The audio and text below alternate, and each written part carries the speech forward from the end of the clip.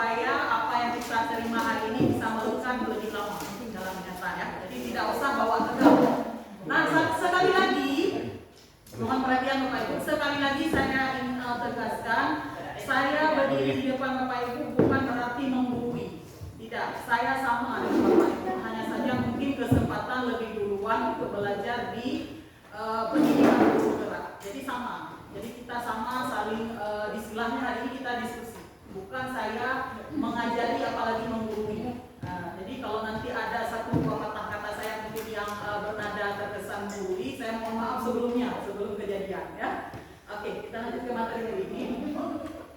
Nah, jadi hari ini tujuan saya mengundang Bapak Ibu semuanya berkumpul di ruangan ini yaitu ingin memaparkan tentang budaya positif dan beberapa treatment yang telah saya terapkan kepada anak, yaitu ada membuat keyakinan kelas dan membuat segitiga restitusi dengan anak. Nah, di sini ucapan terima kasih saya. Ada ibu fasilitator kami yaitu Ibu Kartika Sari MPD.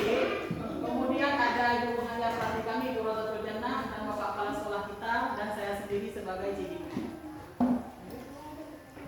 Nah, tujuan saya berdiri di depan Bapak Ibu yaitu melalui diseminasi ini kita dapat persamaan persepsi. Nah, jadi gini, kemarin kita banyak tahu, mungkin Bapak Ibu juga udah sering kan belajar di BMM, ada ikut seminar. Jadi hari ini kita samakan persepsi bahwa bagaimana cara kita mendidik si anak itu supaya dia datang kemari untuk mendapatkan ilmu pengetahuan dan berubah akhlak.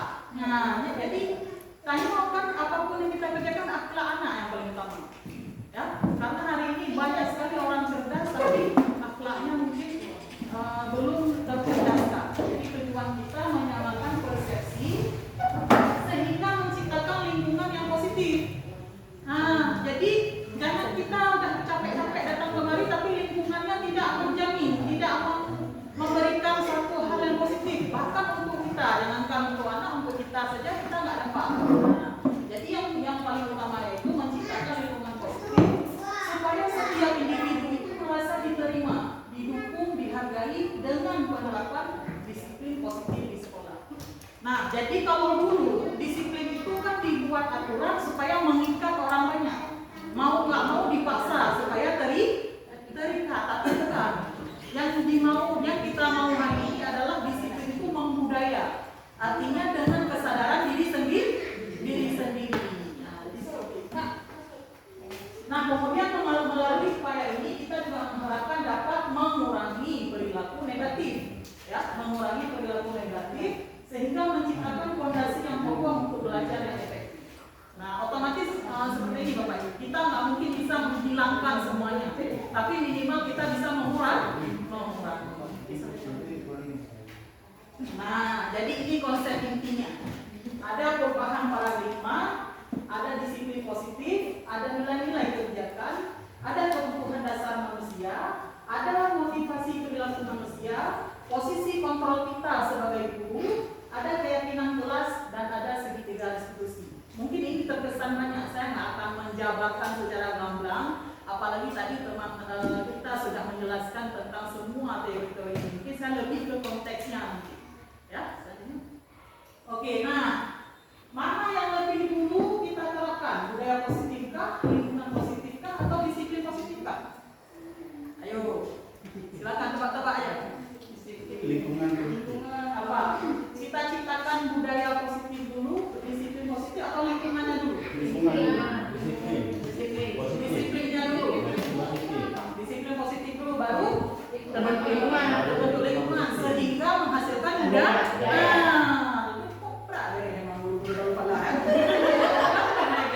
Kasih tangan dulu. Tadi guru-guru dalam sekolah memang top chair semua ya. Nanti ke depan nih semua dalam bergerak. Jadi kita berdua disiplin yang betul. Kalau udah disiplin akan ada lingkungan yang disiplin. Kalau sudah membentuk lingkungan baru terlahir menjadi budaya. Saya sudah aja. Namanya nggak makan juga banyak. Nah, jadi pembelajaran dengan paradigma lain. Nah, jadi kan kita sering di PMM itu selalu lihat apa sih profil pelajar Pancasila, BMM. Kok ada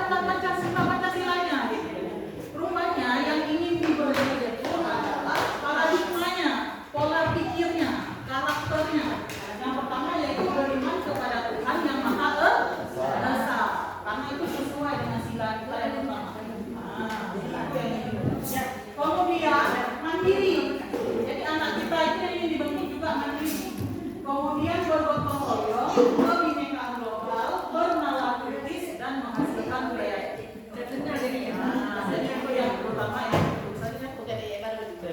Tujuannya menyamakan persepsi kan? Nah, ada mispersepsi. Yang pertama itu yaitu ilusi guru mengontrol murid. Ilusi guru mengontrol murid. Jadi Bapak Ibu, murid kita itu bukan benda mati, bukan buku, bukan laptop yang bisa kita setel sesuka kita. Murid kita itu terlahir sudah punya kodratnya, sudah punya minat bakatnya. Jadi anak kita itu punya kodrat alam dan kodrat zaman. Jadi alam istilahnya, misal dia lahir di daerah pegunungan, jadi biasanya anak hidup yang menan, ya ada. Nah, jadi anak itu nggak bisa kita keraskan, misal kayak suara durian yang agak-agak batak sangen. Jadi sini nggak bisa, karena itu akan shock hati. Makanya kita perlu tahu karakter anak. Nah, jadi kita nggak boleh mengontrol murid, tapi kita harus punya posisi kontrol. Nah, istilahnya lagi tanya mak ije, baik berat ada rebuk mati, tapi jangan ada rebuk itu. Nah, istilahnya. Jadi kita harus punya posisi kontrol, tapi jangan berfungsi kita yang kontrol 100%. Kemudian ilusi bahwa kritik dan membuat rasa bersalah. Jadi kita selama ini mungkin sering tajuan anaknya supaya dia merasa bersalah. Katanya juga kalau si anak berbuat salah kita sering memarahi supaya dia merasa bersalah. Rupanya enggak. Si anak itu harus diberi pemahaman. Nah, ya. Kemudian, nah ilusi bahwa orang dewasa berhak memaksa. Ini yang cukup parah. Kebanyakan apalagi di sekolah TK SD ya. Jadi orang dewasa berhak. Jadi bukan itu konsepnya. Itu miskonsepsi. Orang dewasa itu adalah sebagai pengontrol, sebagai manajer. Karena kita sudah punya kemampuan otak yang lebih dewasa daripada anak. Nah, jadi kita bukan berhak memaksa seperti tidak. Ya. Kemudian ilusi bahwa pengetahuan positif, efektif dan bermanfaat. Biasanya. Nah, ini yang pertama tadi mengubah paradigma stimulus respon ke pendekatan teori kontrol. Apa yang diubah? Nah, stimulus responnya ini. Jadi kan ada konsep bahwa kita ngajar misalkan satu kelas 35-36 anak. Apakah kita harus buat 35 RPP? Ayo coba. Kita ngajar nih ceritanya 35-36 anak. Karakternya beda-beda. Apakah kita sebagai guru harus memuaskan keinginan si anak dengan membuat pangkat RPP sampai 35 macam? Bukan. Bukan. Jadi kita walaupun kita nggak bisa anggap anak sama, kita harus menganggap anak berbeda, tapi kita juga harus punya yang namanya teori kontrol. Nah, ya, kita harus buat pendekatan-pendekatan yang sesuai dengan karakter si anak. Kemudian, nah, disiplin dan nilai-nilai kebajikan. Apa yang Bapak Ibu pikirkan atau bayangkan saat mendengar kata disiplin? Ayo, dari kecil pasti kita udah sering dididik untuk disiplin. Apa yang sering terlintas di pikiran? Apa Pak Nufal kira-kira disiplin? Disiplin? Disiplin itu sesuatu kegiatan yang tepat waktu dan tepat waktu dan akurat. Ya, disiplin itu segala sesuatu tepat waktu. Oke, disiplin segala sesuatu tepat waktu. Kira-kira kalau nggak dibuat waktunya yang tepat, kita mau nggak datang jam itu? Tidak mau. Nah, itu persepsi kita ya tentang kata disiplin. Coba kita lihat sekarang. Nah, disiplin itu benar yang seperti Pak Nofar bilang tadi, kita ada aturan lalu kita ikut sehingga wujudnya mengikat. Itu benar disiplin. Tapi yang ingin dibentuk di sekolah disiplin positif. Jadi disiplin positif itu bukan dipaksa, melainkan kesadaran dari dalam diri. Sehingga terbentuk akhlak karakter kita yang positif bahwa walaupun nyonyohan misalkan saya nggak banyak, kita berusaha datang tepat. Nah, itu disebut disiplin. Nah, nilai-nilai kebijakannya yaitu nilai-nilai yang disepakati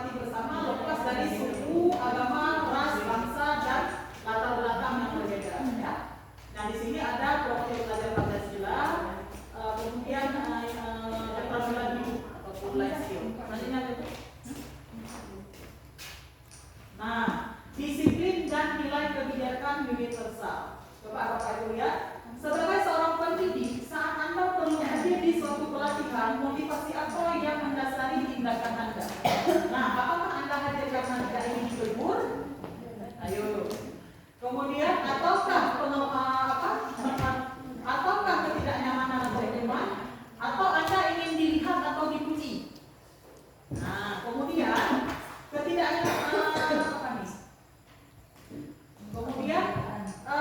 ataukah Anda ingin mendapatkan imbalan ataupun penghargaan? Ayo, kira-kira seperti apa yang ada ikutnya? Kalau nggak disuruh Bapak kan kita nggak akan ikut ya.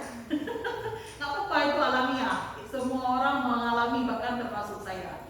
Tapi ketika kita udah belajar, perlahan kita mesti berubah Bapak Ibu. Karena kalau kita sebagai guru nggak membentuk disiplin positif, itu mustahil si anak akan mengikuti. Kalau selamanya kita ikut aturan itu karena kita takut terkena hukuman, kita seumur hidup nggak akan berubah, nggak akan membentuk, nggak akan berimbas ke diri kita sendiri, ya, nggak akan berimbas ke diri kita sendiri. Nah, ini teori motivasinya, hukuman dan penghargaan itu sama seperti Bu Safrida katakan tadi. Pencetusnya itu Dian Bosen dalam bukunya Restrictions for Discipline menyatakan ada 3 perilaku motivasi manusia, yaitu untuk menghindari ketidaknyamanan atau untuk hukuman, kemudian untuk mendapatkan imbalan atau penghargaan, kemudian untuk menghargai diri sendiri dengan nilai-nilai yang mereka percayai. Nah, karena kita juga butuh menghargai diri sendiri.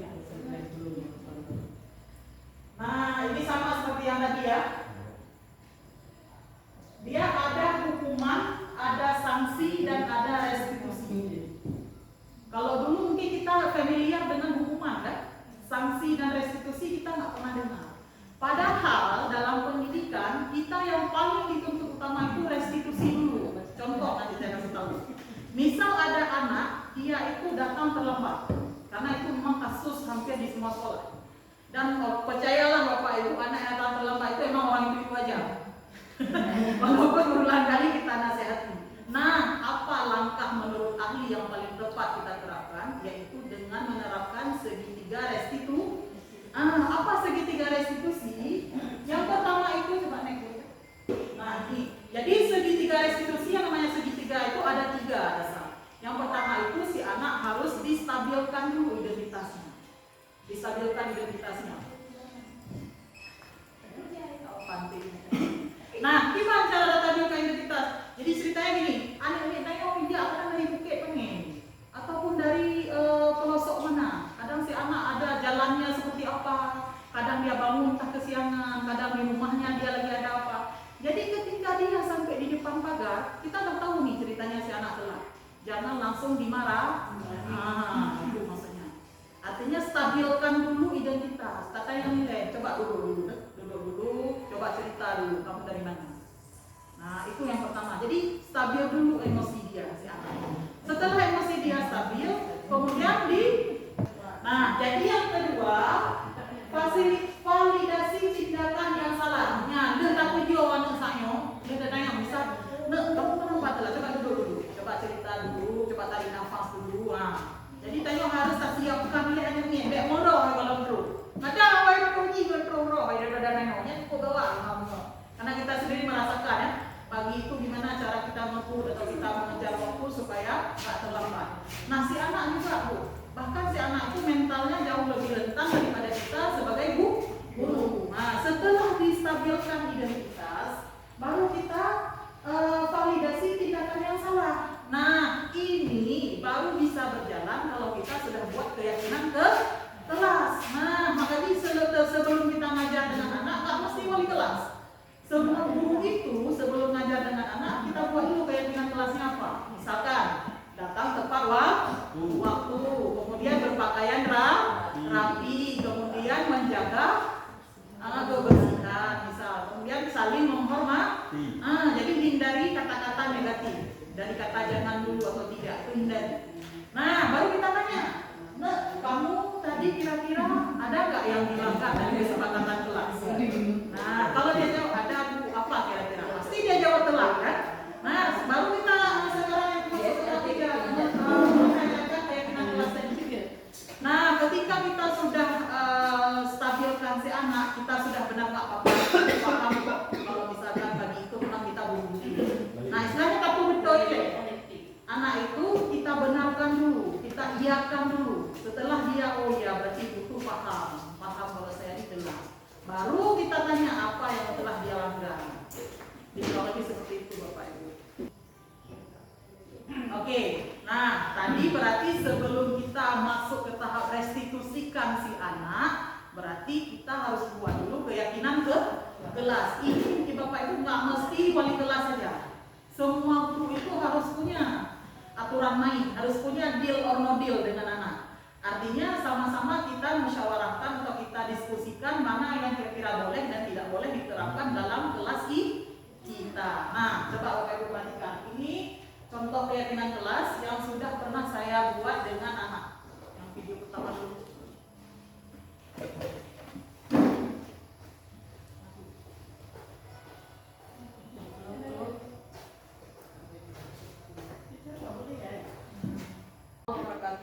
Waalaikumsalam warahmatullahi wabarakatuh. Apa kabar semuanya? Baik. Alhamdulillah sehat ya.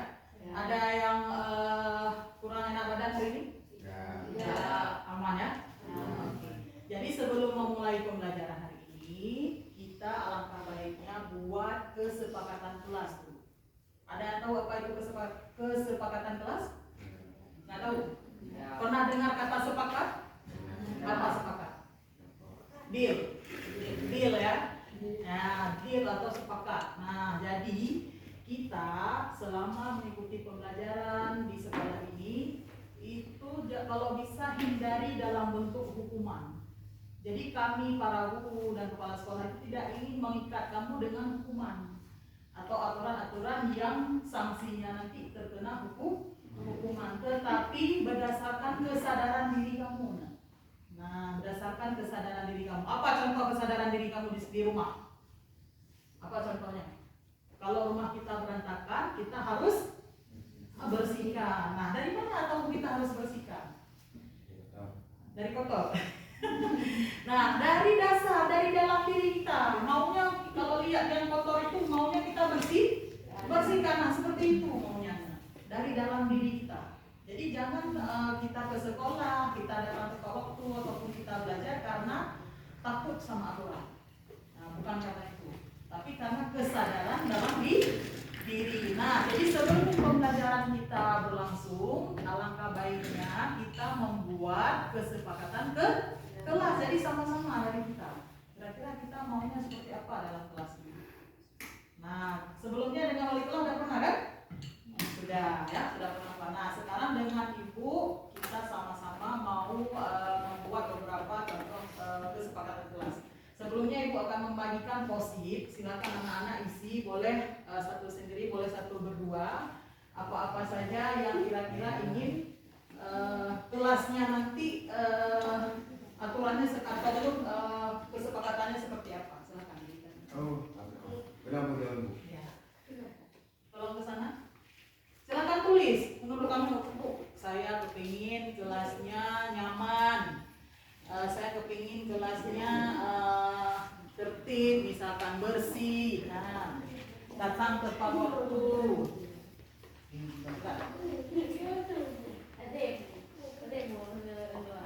Tulis. Ya, silakan. Ada pertanyaan? Contohnya seperti apa? Udah tahu kan? Nah, silakan.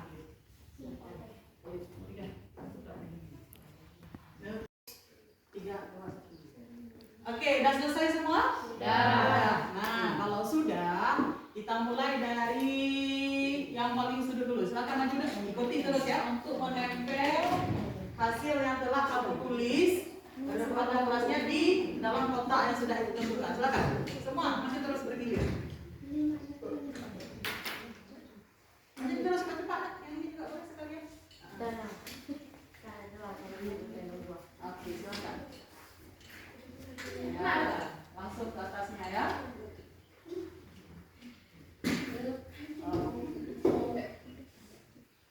Lanjut.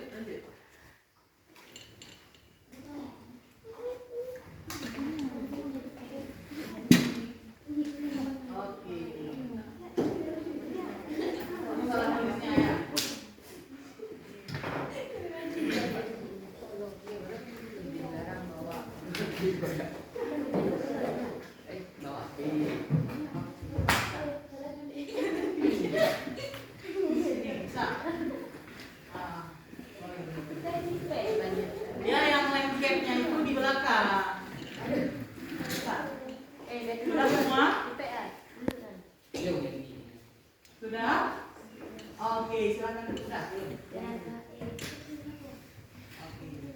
Nah, sekarang mari sama-sama kita lihat kira-kira apa kepingin atau harapan kalian menjadi kesempatan kelas kita ya. Nah, di sini ada yang pertama, jangan banyak catatan. Kemudian pergi ke sekolah, jangan terlambat. Jangan banyak catatan, jangan terlambat, datang tepat waktu. Kemudian datang tepat waktu, jangan banyak catatan. Jika murid salah, jangan disitu dan dinasihati. Datang ke sekolah harus disiplin, jangan telat, harus pamit. Nah, bagus. Sering apa nih? Jangan banyak soal. Sering-sering masuk les, lab. Jangan banyak catatan, jangan banyak soal. Sering praktik, jangan buang sampah sembarangan. Bagus ya. Oke, kemudian datang tepat waktu, sering lab, sering praktik, seragam yang sama, jangan ada catatan, masuk tepat waktu. Oke, kurang lebih sama. Selanjutnya, apa lagi nih? Seragam, praktik, masuk sekolah tepat waktu. Seragam. Oke, kita rangkum ya. Berarti yang pertama sekali apa? Masuk kelas, datang tepat waktu. Oke, datang tepat waktu. Atau disiplin. Kemudian apa lagi? Apa lagi tadi? Jangan merokok. Dia membuat satu kesepakatan ataupun satu deal itu jangan diawali dengan kalimat negatif. Jangan dulu. Nah, kita hindari jangan. Nah, kira-kira kalau yang lain apa? Jangan merokok, jangan mengganggu kawan, apa? Saling menghormati. Saling menghormati. Ya, artinya kalau kita merokok kan kita melanggar ataupun merusak udara orang lain ya kan? Nah, jadi orang akan menjadi perokok pasif di samping kita. Berarti yang kedua saling menghormati. Ini udah merangkap semua nih. Nah, kalau saling menghormati itu sudah merangkap semua. Kita nggak boleh ngejek kawan, nggak boleh ngata-ngatain kawan gendut atau kawan jelek. Nah, itu artinya saling menghormati. Saling menghormati itu udah masuk semua. Apalagi? Jangan buang sampah sembarangan. Artinya menjaga menjaga kebersihan. Ada apa lagi? Tadi ada yang mengusulkan sering praktek dan masuk laboratorium ya. Kita buat praktik ke laboratorium. Oke. Kemudian apa lagi? Menggunakan seragam sesuai aturan.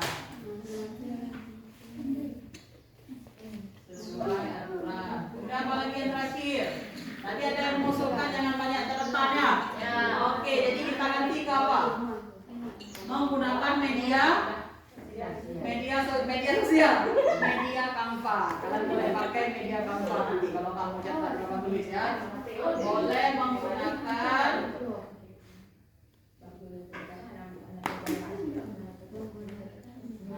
jadi di pelajaran ibu nanti kita akan sering-sering pakai Canva. Ya, jadi nggak mesti nyatat selalu di buku. Ada lagi yang kira-kira ingin ditambahkan? Hasil rangkuman kalian tadi. Tepat waktu, jangan merokok, itu sudah masuk semua ya. Oke, kira kurang lebih kita sudah rangkum 6 kesepakatan kelas. Ibu harap kita sama-sama berkomitmen menjaga dan mentaati. Jadi ini dari kalian untuk kita bersama, untuk kalian dan juga untuk ibu. Ya, jadi sama-sama kita taat, sama-sama kita patuh. Ya, setuju? Setuju semuanya? Setuju. Alhamdulillah. Jadi lebih kurang untuk kesepakatan kelas, ibu deal ya? Deal. Karena saya belum mampu dipanggil wali kelas, jadi saya waktu itu kebetulan sedang memanfaatkan ruang pustaka. Jadi istilahnya kita sebelum mengajar itu buat dulu kesepakatan. Supaya ketika ada sesuatu hal yang tidak diinginkan kita ingatkan lagi apa si anak yang sudah dilanggar. Nah, ini saya sudah pernah membuat. Saya bagikan post-it kepada anak. Post-it itu boleh tulisan bentuk notes kecil yang bisa ditempel. Jadi si anak bebas menulis dia mau apa aja.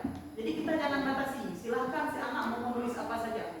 Boleh ya, Bu, saya pengen jangan banyak latihan, Bu, saya pengen belajar di lab, Bu, saya pengen macam-macam di situ. Bahkan ada anak yang sampai tulis 10. Nah, setelah semua anak menempel, dia jalankan. Nah, ini bisa kita lihat dalam videonya. Post-itnya telah selesai, lalu si anak bangun untuk menempel. Ya.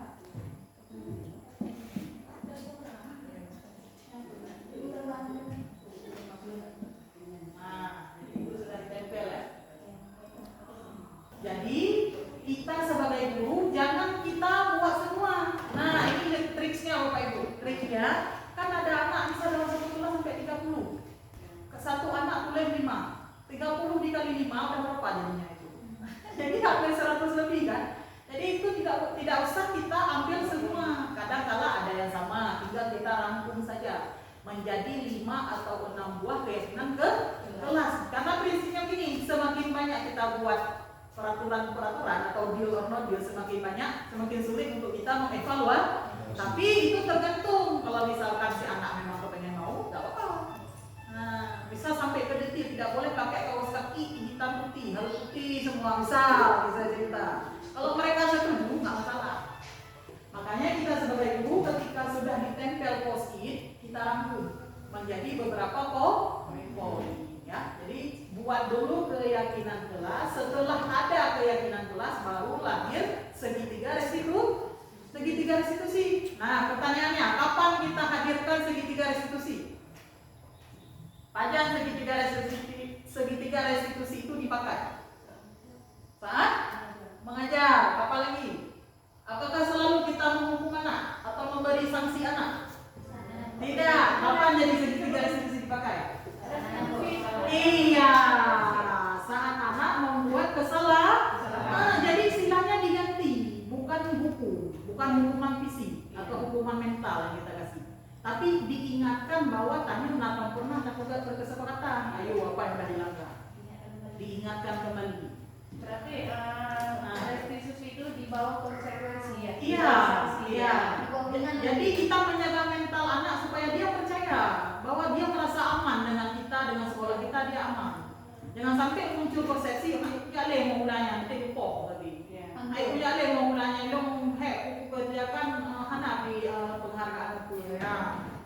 Jangan sampai membuat mental anak itu dia nggak mau lagi berusaha, atau dia nggak percaya lagi dengan kita.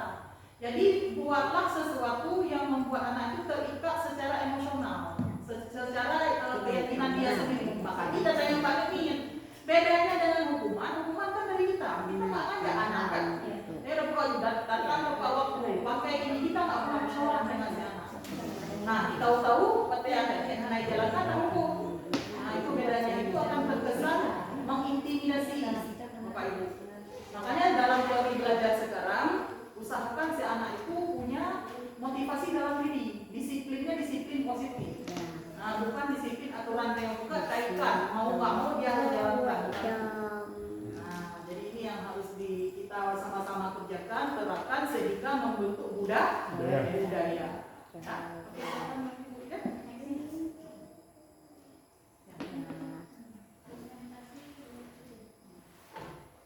Nah, coba ini mungkin dua ataupun beberapa yang sudah saya coba terapkan segitiga restitusi pada kasus yang pertama Delia, yaitu tidak terima pekerjaannya selalu dicontek oleh temannya. Oke, selalu dicontek oleh temannya, sebabnya bernama Siti. Akhirnya Delia marah dan memaki-maki Siti sambil mendobrak meja. Kita sering kan lihat anak dia nggak mau berbagi tugas, misalkan ataupun PR. Nah, ada anak yang nggak mengerjakan, gara-gara dia takut ke kita, akhirnya si anak itu menyontek. Nah, menyontek. Ada kawan yang kira-kira dia nggak mau. Kira-kira benar nggak? Boleh nggak memberikan contekan ke teman lain? Tidak boleh. Nah, dia tergantung konteks. Kalau dia itu diskusi, kerja kelompok, otomatis orangnya harus baru. Tapi kalau memang kerja mandiri, latihan, itu harus dikerjakan pribadi. Nah, cara kita terapkan restitusi kepada si Delia tadi. Coba nih.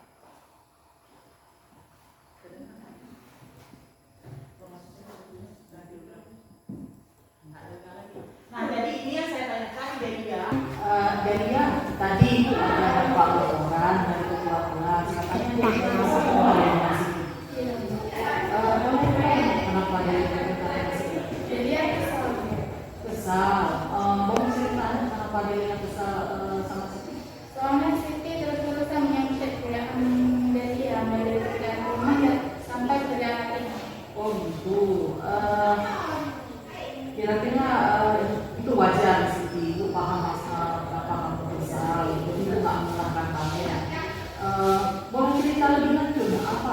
dilakukan sama Siti? Saya mau ambil tanpa sadar membuka meja dan membantu Siti. Oh gitu, jadi dia marah dan membantu Siti gitu ya? Iya. Oh gitu, menurut Delia kira-kira itu benar atau salah? Salah. Salah? Oh, kemarin kan kita ada buat kesepakatan jelas, ya kan? Masih ingat kira-kira kalau misalkan yang dia lakukan sama Siti itu kira-kira melanggar kesepakatan apa? Enggak menghormati. Laporan benar, ya. Kira-kira kalau tindakan yang benar kalau sebelum ini harus ngapain? Siti. Oh iya. Ya.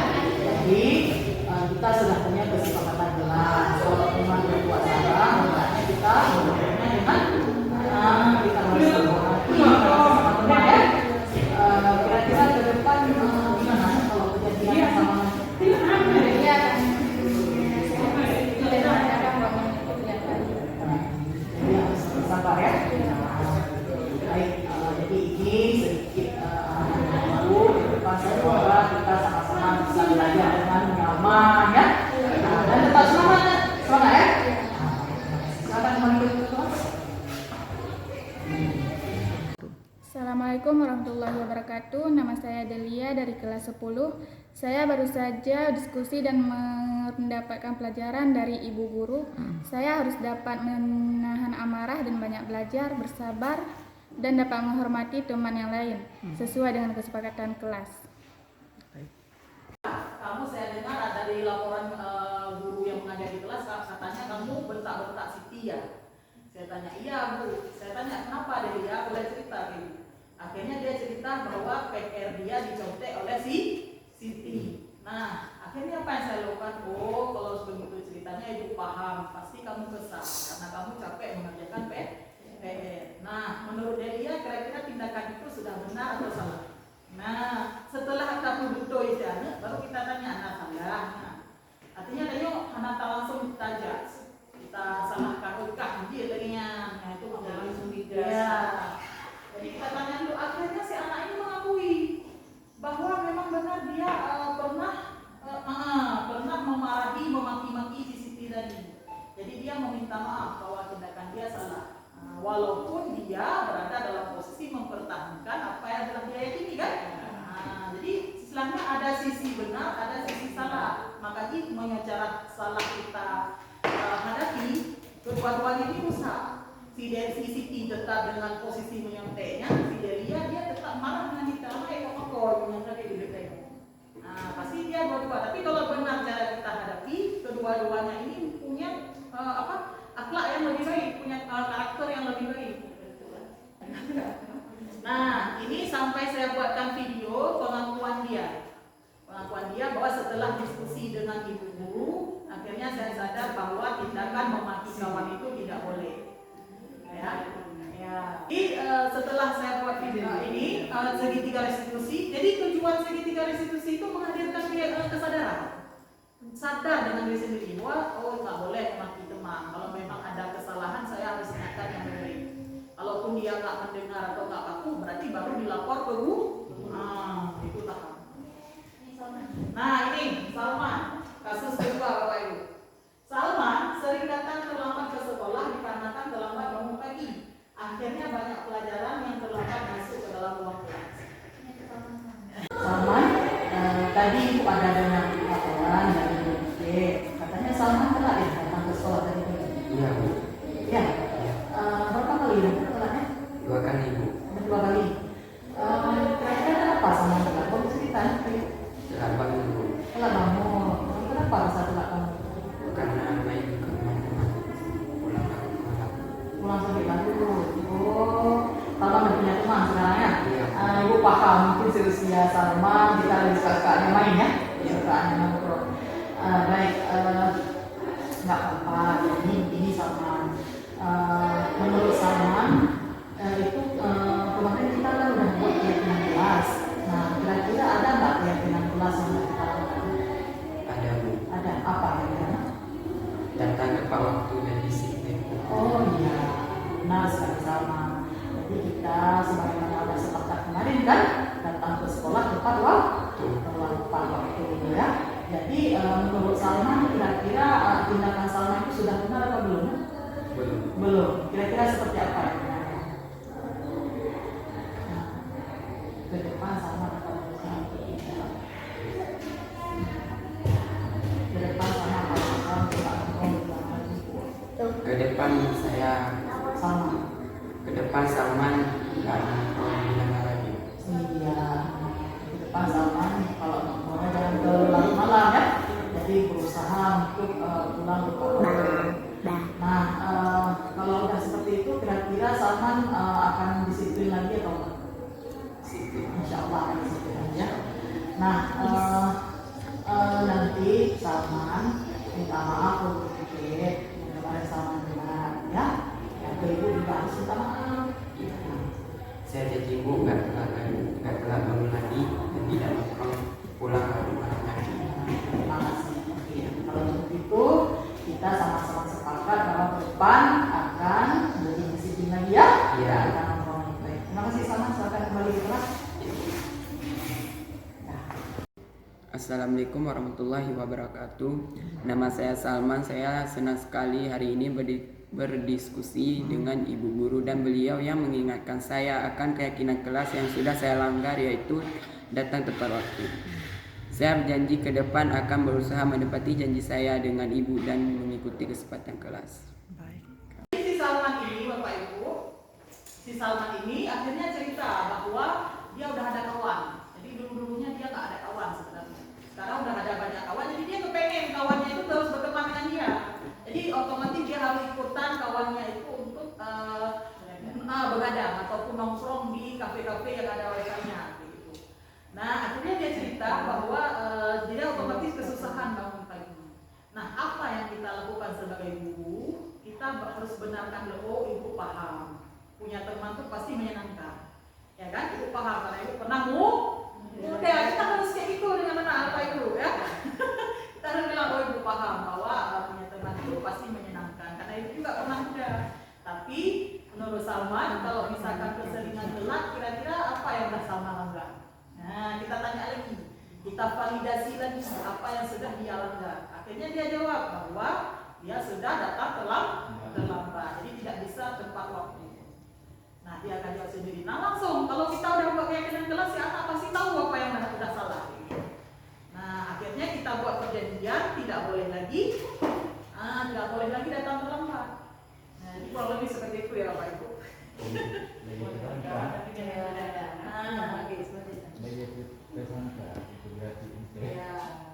Istilahnya gini, dengan kasus yang sama kita terapkan cara yang berbeda, hasilnya berbeda. Nah, jadi ini boleh tapi harus tahu waktunya. ya benar Pak. Nah, jadi ini pengakuan ataupun reaksi dari Teguh Salman setelah saya lakukan segitiga restitusi. Saya tetapkan restitusi. Ya, akhirnya dia mengakui bahwa dia sudah melanggar keyakinan kelas, yaitu datang tepat waktu ya. Nah, jadi kurang lebih seperti itu. Nah, jadi tujuan sebenarnya yaitu yang ingin kita capai, terciptanya disiplin positif sehingga membentuk budaya yang positif. Namun kita sebagai guru, sebagai tenaga pendidik yang memang belajar, kita harus ikut dengan aturan main berdasarkan teori belajar atau teori perkembangan anak. Nah, jadi kita tidak bisa serta-merta buat dengan sepengetahuan kita sendiri, nggak bisa. Jadi kita harus ikuti semuanya, ada aturan main, ada langkah-langkah dan ada aturan-aturan yang memang akan memudahkan kita kalau kita ikut, Bapak Ibu. Jadi cukup sekian mungkin pemaparan karena saya sesi kedua. Tadi teori sangat banyak sudah disampaikan oleh teman saya. Saya buka selanjutnya kepada sesi pertanyaan ataupun sesi saya ingin berikan saran, boleh? Pak. Jadi kita hari ini diskusi, Bapak Ibu. Silakan. Pak Rafa. Boleh. Tanya aja yang banyak karena waktunya durasi masih panjang.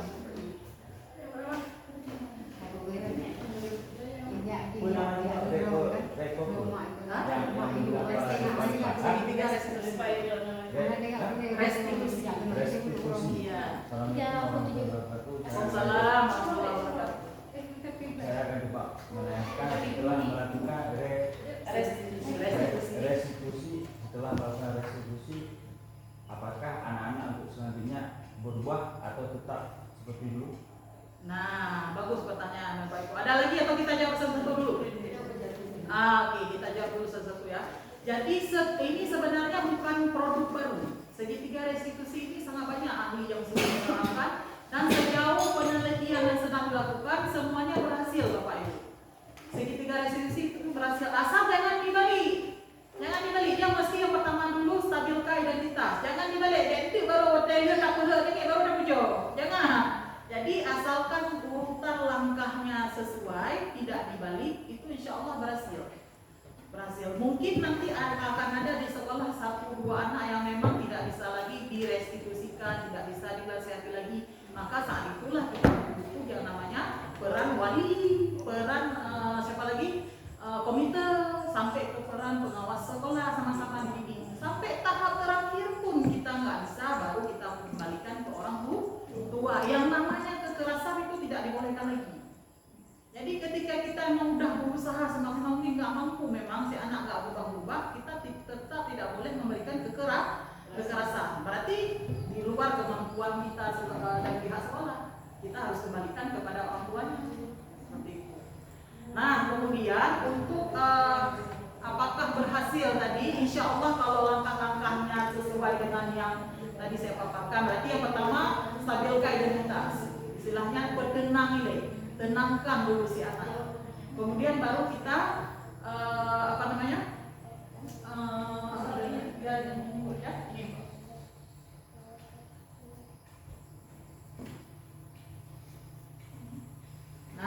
kemudian baru kita validasi tindakan yang salah. Baru kita tanya apa yang salah dari si anak. Kemudian yang terakhir baru menanyakan keyakinan ke kelas. Baru kita ingatkan lagi apa yang sudah pernah dijadikan sebelumnya. Mungkin kalau kita udah tahap level SMA agak susah, tapi bukan berarti nggak bisa. Kalau ini paling cocok diterapkan pada anak-anak yang baru belajar. Istilahnya kita buat dulu emosional dia itu stabil, kita buat dulu karakter dia itu bagus gitu. Tapi bukan berarti kalau udah level SMA itu nggak mungkin, tetap bisa. Cuman kita yang harus sabar mungkin ya dengan anak. Ya, ada lagi Pak? Mungkin ada yang ingin menambahkan Bu Safrida? Jawaban dari saya tadi? Atau jawaban dari pertanyaan ini? Ya. Oke, ada lagi Bapak Ibu yang ingin ditanyakan? Atau contoh kasus mungkin yang Bapak Ibu alami sama-sama, namanya kita diskusi ya. Ada? Oh ya, anak-anak yang nggak berubah, contoh kayak kelas ini. Kelas 3. Sama Fauzan. Nah, itu udah berapa itu udah berapa kali ditegur, jadi dia nggak berubah. Soalnya itu makin lama makin menjadi keluarga itu gimana? Iya, baik, itu contoh yang paling real ya, yang kita alami sama-sama di sekolah kita ini. Nah, kasus Khairul Anwar, bayangkan Bapak Ibu, kita sudah mendidik dia dari kelas 10. Dan hari ini kejadian paling fatal di kelas 12, di kelas 3. Nah, sebenarnya dia sudah direstitusi sejak pertama. Masalah si Khairul Anwar itu terletak di keluarganya, di rumahnya.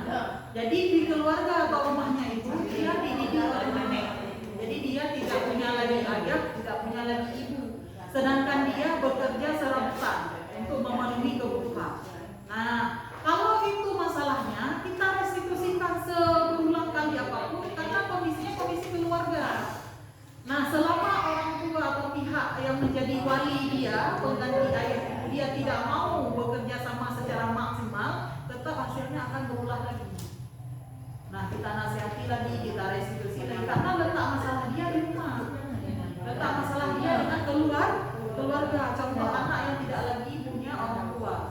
Seperti itu. Jadi mungkin berulang kali kita ingatkan, kita tahap yang lebih lanjutnya saya lebih setuju dipanggil orang tua. Sama-sama kita duduk bermusyawarah, mencari jalan keluar istilahnya di sekolah kita mendidik dengan keyakinan jelas, dengan budaya positif kita. Di rumah dia juga harus dididik demikian. Iya, intinya kerjasama. Dan satu lagi, masa-masa anak-anak itu memang bukan masa mencari membanting tulang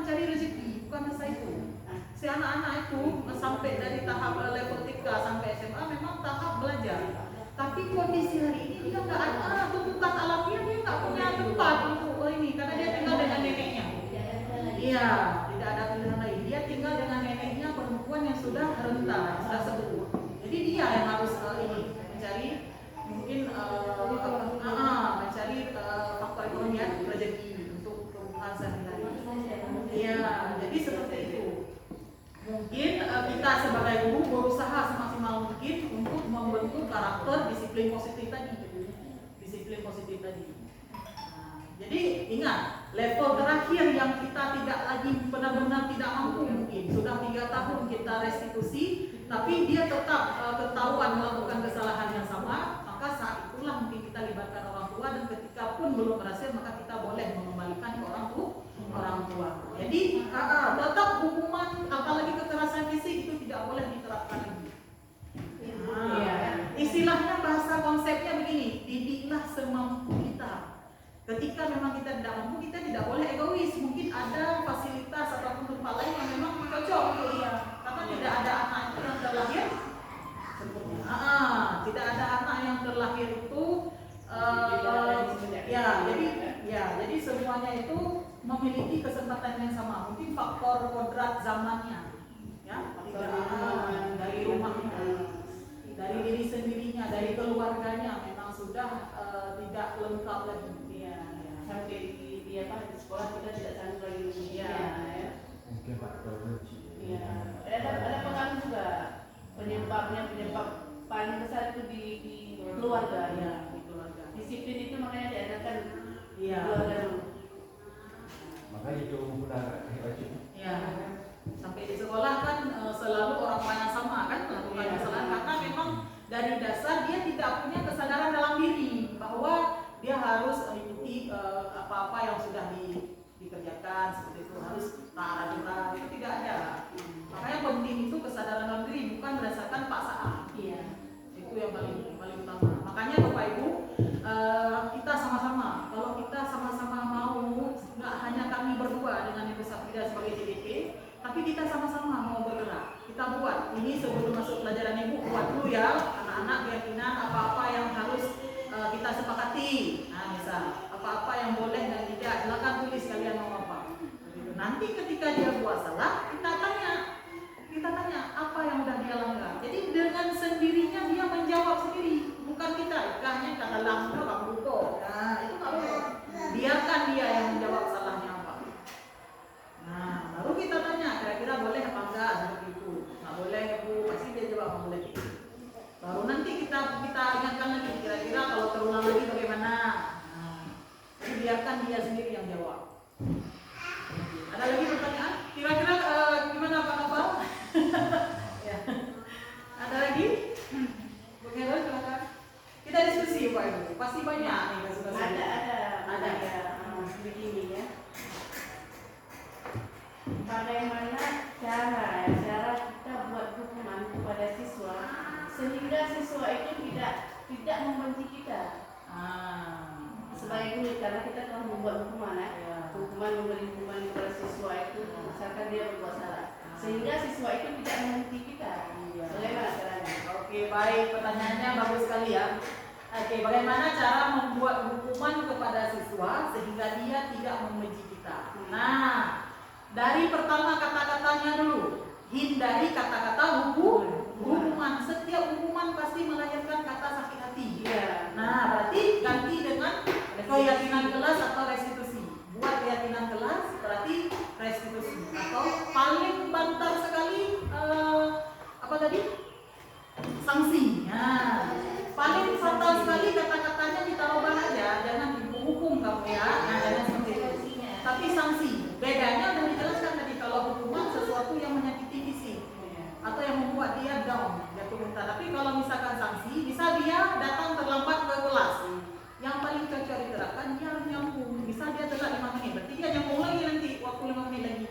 Otomatis ke depan dia pasti usaha nggak akan mau telat lagi. Kalau nggak dia telat jajan kan, telat istirahat. Nah, jadi itu bedanya. Jadi hindari kata-kata hukuman, itu yang pertama. Yang kedua, kita buat si anak itu mengucap dengan mulut dia apa yang sudah salah dia lakukan. Kita buat si anak itu sadar betul bahwa apa yang sudah salah, sehingga akan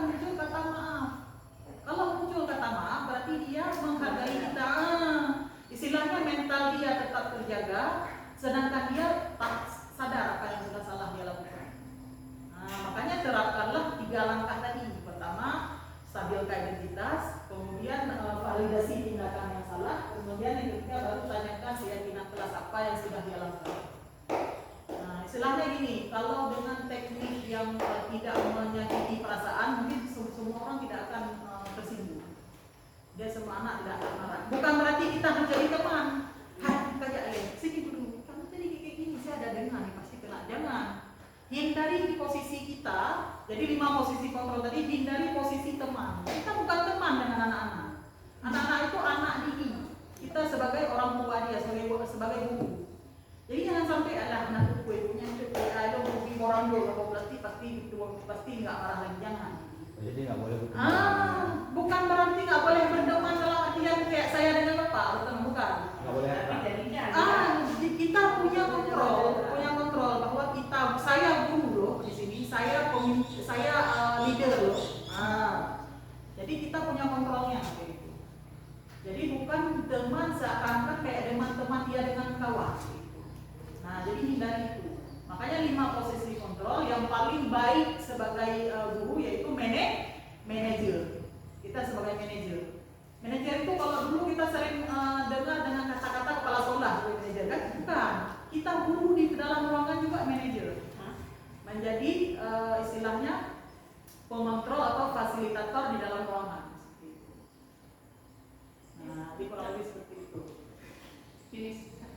Ada lagi yang ingin ditanyakan? Bu Rama mungkin sebagai guru BK di sini. jawab Leslia. Oke. Nah,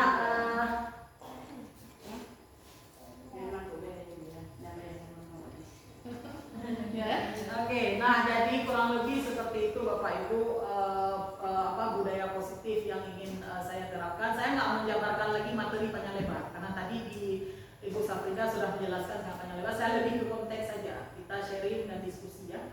Karena banyak sekali mungkin kasus-kasus hari ini yang kita saja udah lelah. Memang Bapak Ibu, kita sebagai guru itu lelah. Tapi ketika kita ikhlas dan ketika kita sayang dengan anak didik, pasti kita punya energi lebih. Pasti kita mau gitu. Pasti kita mau anak itu jadi anak yang paling baik di antara ini yang pernah kita didik. Jadi sama-sama. Mungkin kalau misalkan kita lelah, kita cari partner. Boleh dengan guru ramah, boleh dengan kepala sekolah, boleh dengan wakil. Jadi silahkan berkolaborasi. Kita nggak bisa sendiri-sendiri. Pak Nova mungkin ya, kendalikan anak-anak itu luar biasa mungkin karena sebagai guru PJOK banyak aktivitas ya. Kalau Bapak nggak sanggup mungkin kelelahan, boleh berkolaborasi. Boleh ajak teman, boleh panggil meminta bantuan guru lain. Gitu. Kita sama-sama di sini, nggak ada istilahnya maju sendiri atau nggak ada istilahnya mundur sendiri. Jadi sama-sama. Tapi lagi contoh Pak Fadi. Kalau kita beri hukuman ya, anak-anak benci, tapi kalau kita dari segi anak-anak bukan benci. Apa namanya? Disegani, ditakutkan karena setelah dia beri hukuman itu besoknya berubah. Habis itu anak-anak nggak benci sama Pak Fadi juga. Itu contoh modelnya ya. Sebagai manajer, sebagai leader, istilahnya bukan sebagai bos, ya kan? Nah, istilahnya si anak bukan menganggap kita teman, tapi si anak menghargai, kayak gitu. Nah, sehingga dia nggak akan marah karena tahu bahwa yang telah dilakukan itu adalah kesalahan dari diri dia sendiri seperti itu. Seperti merokok. Ya, misalkan dia kedapatan merokok, namanya anak-anak ya, anak-anak sedang darah muda menggelora, istilahnya pengen coba semua. Nah, anak SMA. Apalagi anak SMA, kan berulang kali dinasihati Pak Fadi kan, berulang kali dipanggil macam cara, dan alhamdulillah banyak yang berhasil. Mungkin ada satu yang memang itu sudah bisa lagi dinasihati, jadi kita kembalikan ke orang tua dia.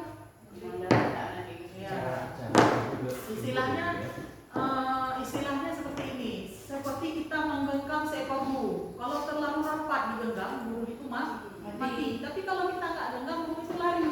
Nah, seperti itu. Istilahnya dengan kelembutan tapi pasti. Nah, ya. Oke, jadi jadi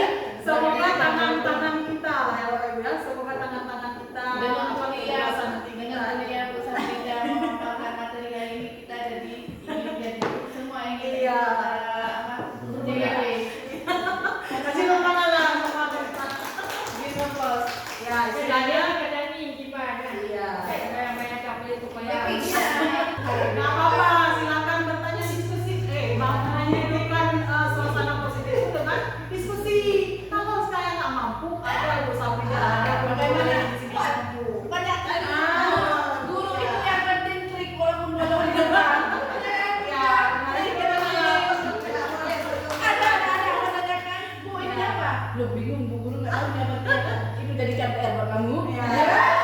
Yang penting kan cara, ya. Yang penting cara. Oke. Belum kan? Jadi sama-sama Bapak Ibu di sekolah ini kita tim, kerja sama tim. Nggak ada yang kerja sendiri. Makanya seperti yang tadi itu juga mendukung guru Rahma, guru semuanya untuk kalau ini nggak kita sendiri nggak akan mampu, nggak akan jalan. Kita kan yang namanya manusia biasa ya, terlepas kita udah S2, S3 udah heboh misalkan dengan mereka kan tetap manusia biasa, punya rasa lelah, punya rasa sedih, ya. Iya.